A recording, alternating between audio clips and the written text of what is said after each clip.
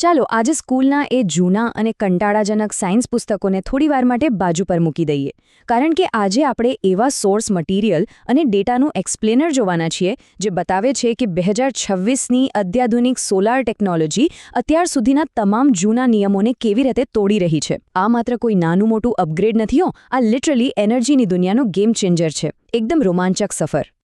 33%? હા, બરાબર સાંભળ્યું. આ માત્ર કોઈ રેન્ડમ આંકડો નથી.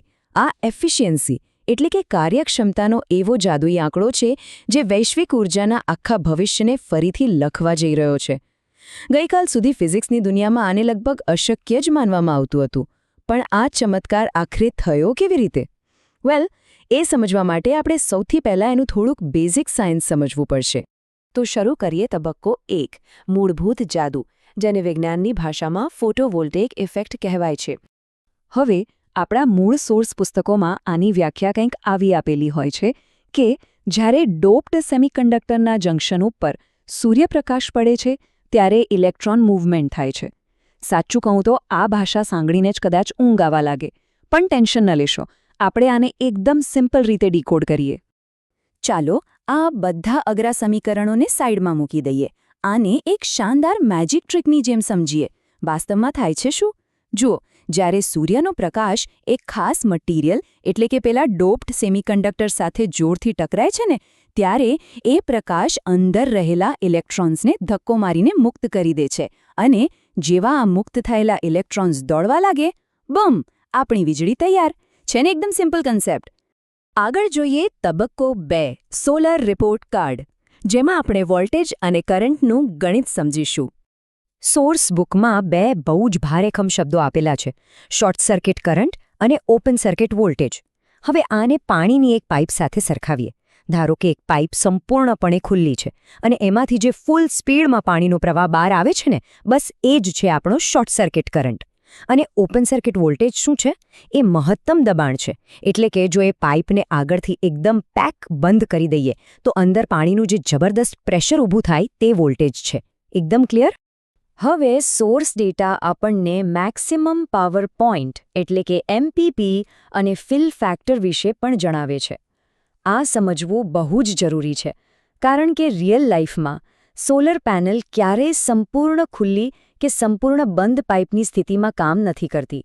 તે હંમેશા આ બંનેની વચ્ચે ક્યાંક કામ કરે છે. વાસ્તવમાં સોલર પેનલ્સ ભાગ્યે જ તેના ફૂલ મેક્સિમમ વોલ્ટેજ કે કરંટ પર ચાલતી હોય છે. એમાં એક પરફેક્ટ સ્વીટ સ્પોટ હોય છે જેને આપણે મેક્સિમમ પાવર પોઈન્ટ કહીએ છીએ. બસ આ જ એ આદર્શ જગ્યા છે જ્યાં વોલ્ટેજ અને કરંટનું બેસ્ટ બેલેન્સ બને છે અને આપણને સૌથી વધુ યુઝેબલ પાવર મળે છે. અને પેલું ફિલ ફેક્ટર, તે ખાલી એટલું જ દર્શાવે છે કે આપણી પેનલ આ સ્વીટ સ્પોટની કેટલી નજીક કામ કરી રહી છે. અને હવે આવીએ આપણા સૌથી ફેવરેટ ભાગ પર, તબક્કો 3, 2026ની એફિશિયન્સી ક્રાંતિ. અહીં સોર્સ મટીરિયલમાં આપેલી એફિશિયન્સીની ફોર્મ્યુલા જુઓ. આને સાવ સીધી ભાષામાં કહું તો જ્યારે સૂર્યમાંથી દર ચોરસ મીટરે 1000 વોટ જેટલી બેઝલાઇન ઉર્જા નીચે પૃથ્વી પર પડે છે, ત્યારે એમાંથી ખરેખર કેટલી ઉર્જા વીજળીમાં કન્વર્ટ થઈ તેને આપણે એફિશિયન્સી કહીએ છીએ.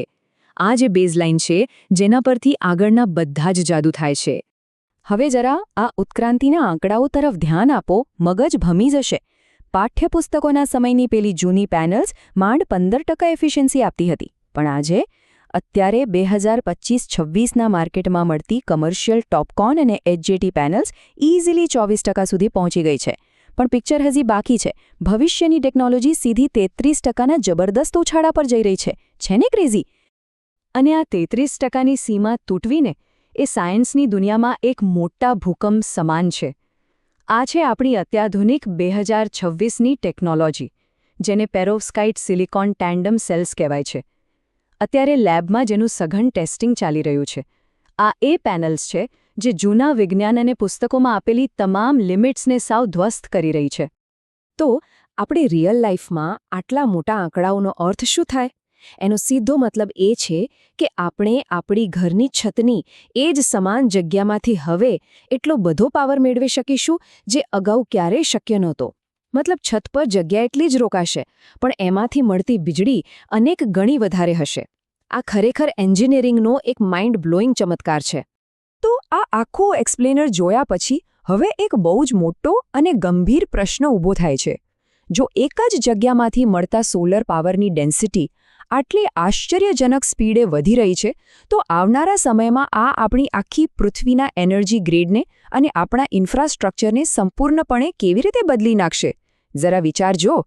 આ નવા અને ઉજ્જવળ ભવિષ્ય વિશે વિચારતા રહેજો.